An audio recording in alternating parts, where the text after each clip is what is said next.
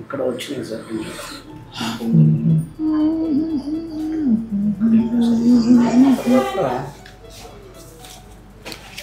Back side కూర్చో.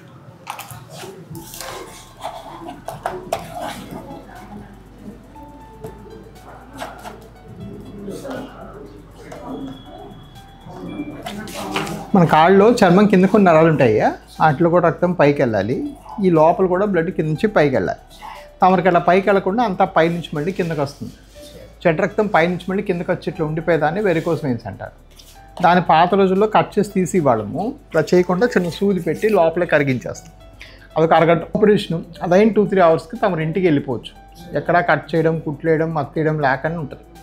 అవి చేసుకుంటేనే తగ్గుతాయి. ఈ మందులకి, ట్యాబ్లెట్కి, బిళ్ళలకి తగ్గదు. సరేనా?